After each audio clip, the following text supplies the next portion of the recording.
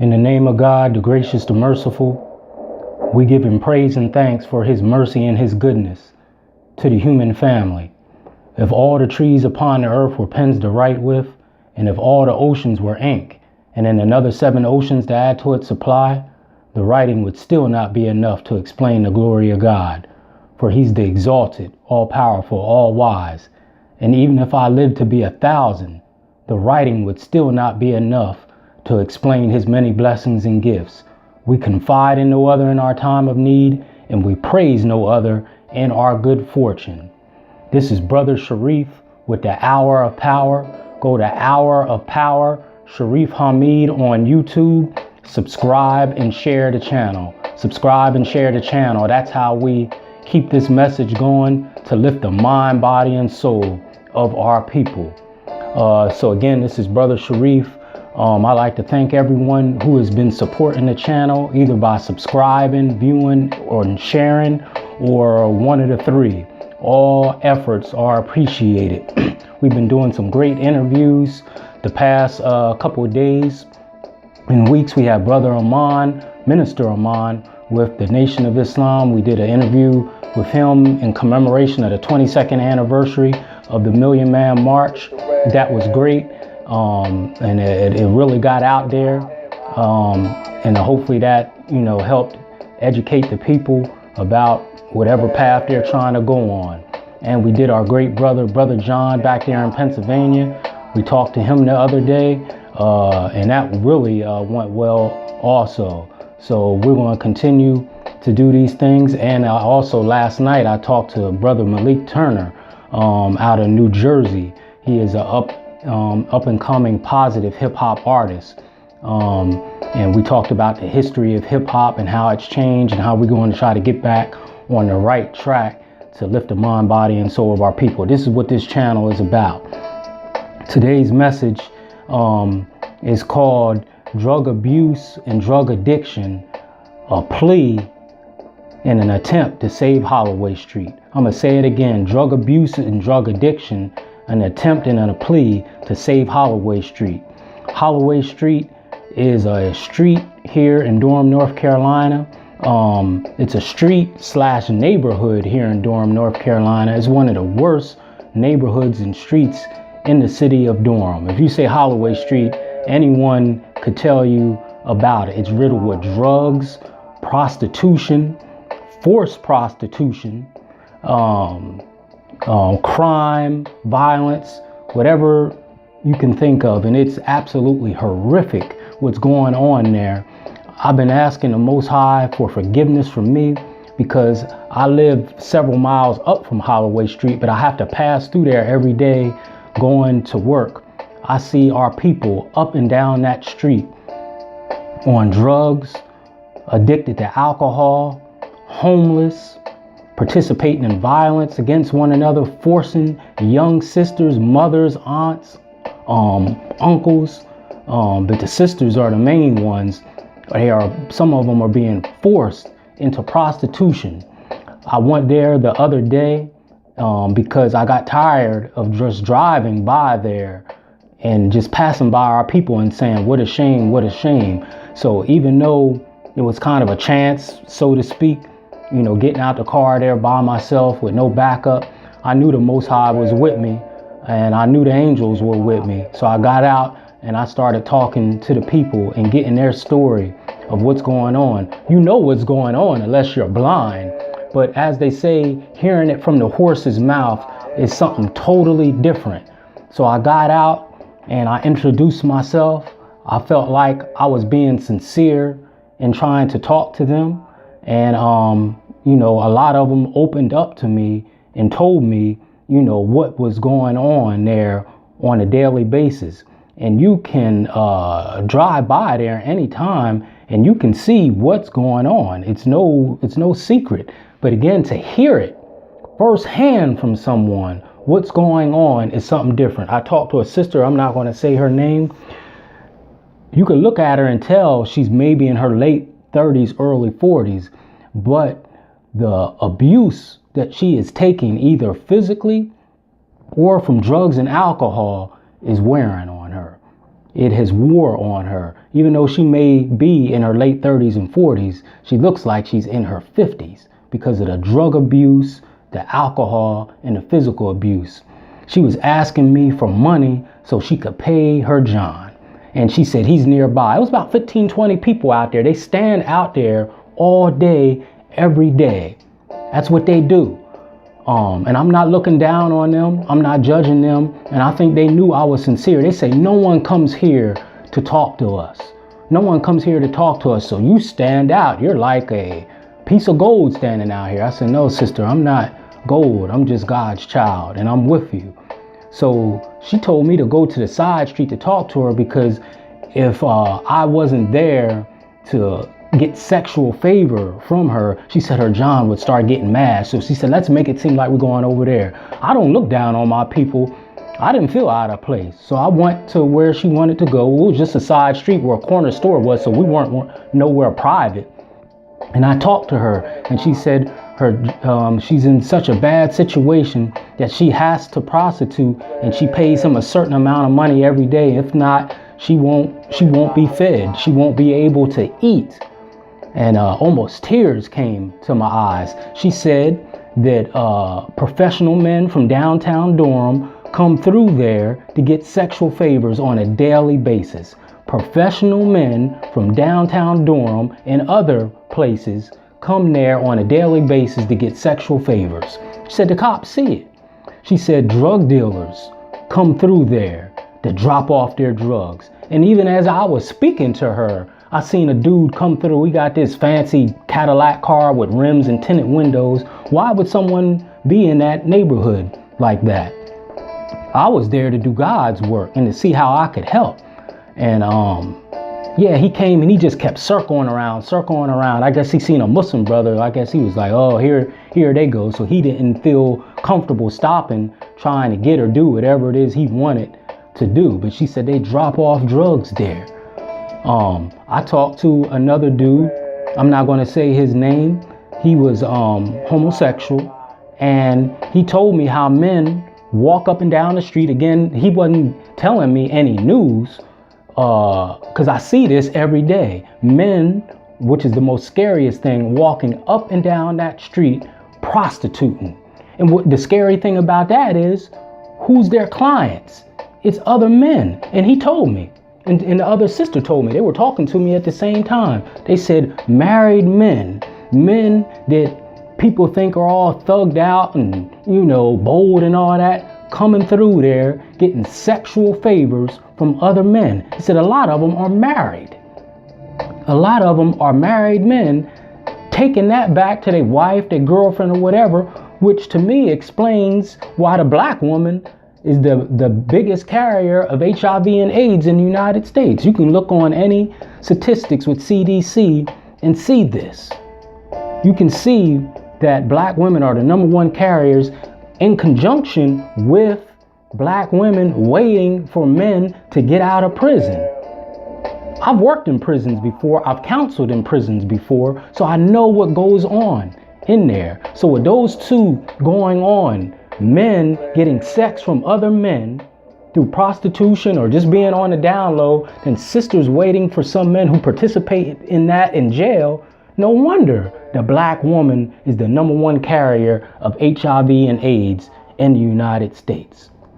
So why am I saying all this? I'm saying all this again because, like I said, I'm very hurt, and I'm asking the Most High for forgiveness for me for passing by my people and not doing something earlier to help. Excuse me while I drink my banana smoothie. Banana smoothies are very nutritious. Helps keep your appetite down and fills up pockets in your stomach instead of drinking sodas and different things like that. This is the hour of power. Wherever I can throw out a jewel or a nugget to help my people, I want this to be so powerful. The information I give, not for attention to me, but even if you only listen to me for a minute, you have something in that minute that can change your life in a positive way, if not save your life. So again, banana smoothie. All right. Now, back to Holloway Street. So I seen young girls out there, girls in their 20s look like they in their 40s, out there prostituting. That could be your sister. It could be your auntie, your daughter. And they're out there. And the sister I was talking to, she said, I'm scared because I don't know what else to do, but they need help.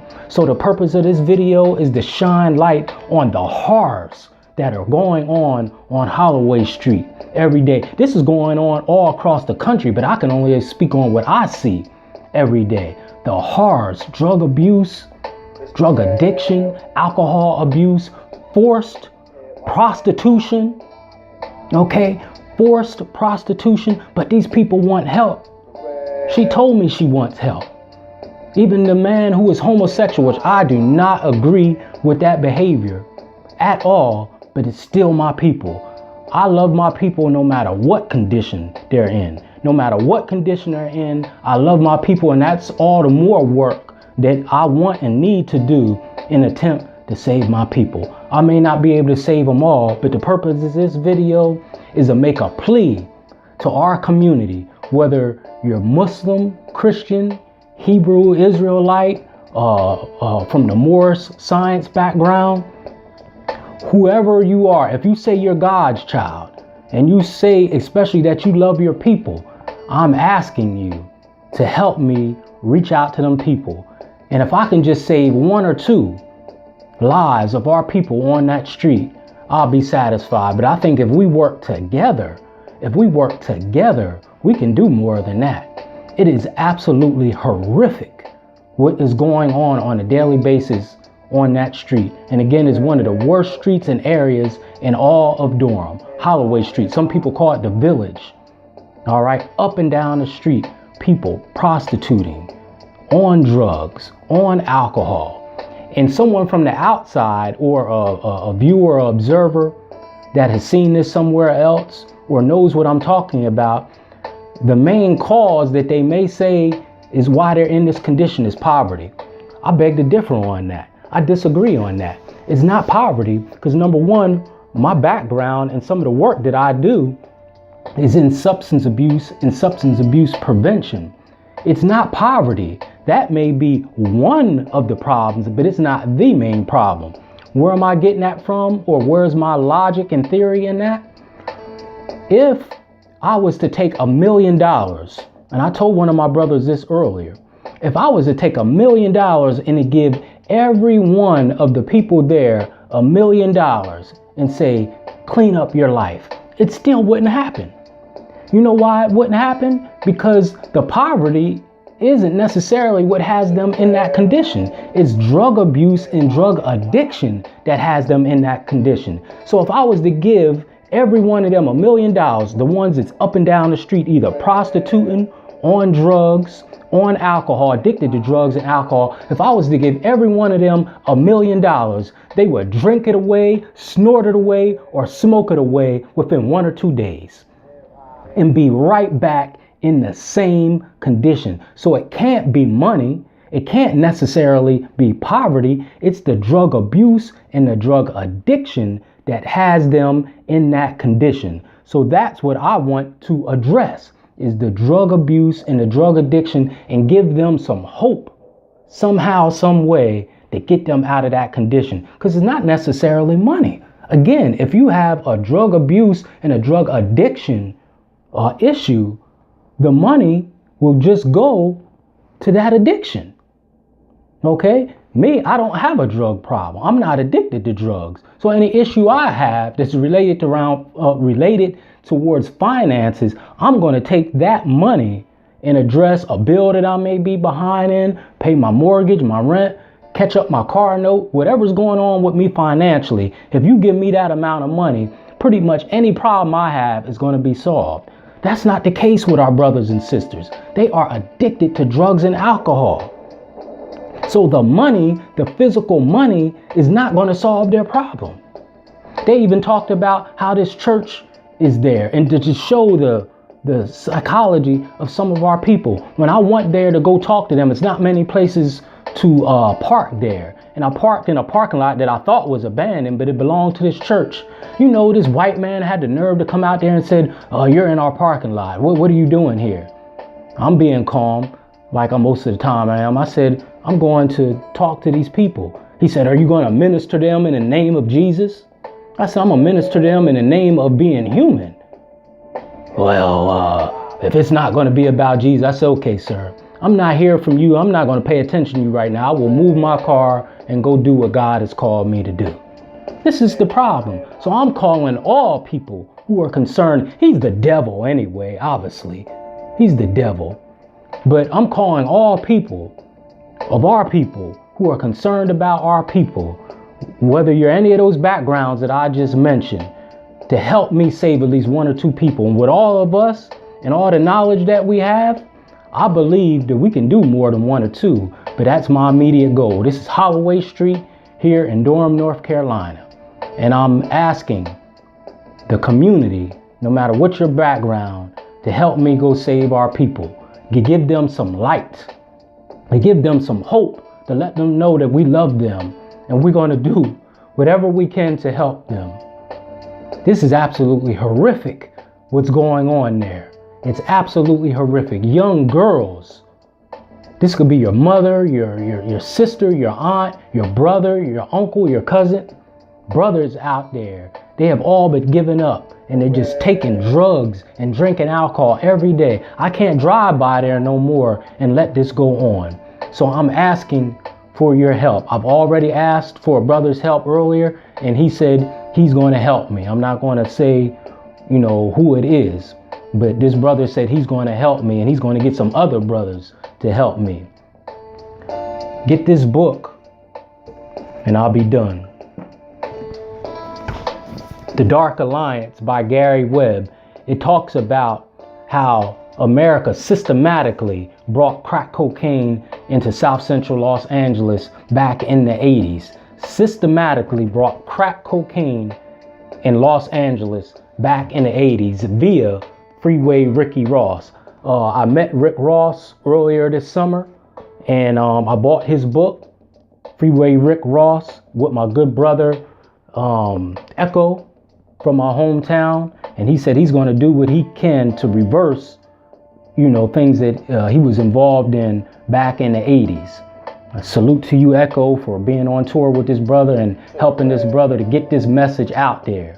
Salute to Minister Amon, who gave a wonderful message. Go on my YouTube channel, Shareef Hamid, The Hour of Power, Shareef Hamid. Go on that channel and look at the interview I did with Minister Amon in honor of the 22nd anniversary of the Million Man March. And he talked about how every time black people try to rise, here they come with crack cocaine, loud, lean, spiked marijuana to bring us down and put us in the condition which I just saw and witnessed there on Holloway Street. Minister Amon laid that out there perfect when he talked about that in that interview. Please go view that interview on The Hour of Power, Shareef Hamid. It's called the Brother Shareef Interviews Minister Amon. So again, this is Brother Shareef, and this is called Drug Abuse, Drug Addiction, an Attempt to Save Holloway Street here in North Carolina, in Durham, North Carolina. Again, the street is just, it's a horror story. Michael Myers, Jason, Freddy don't have nothing on what I see there on a daily basis. And if I can just save one or two of our brothers or sisters, my heart will be and my soul will be at rest and at peace if we can at least do that. These people are suffering and they need help. They need help.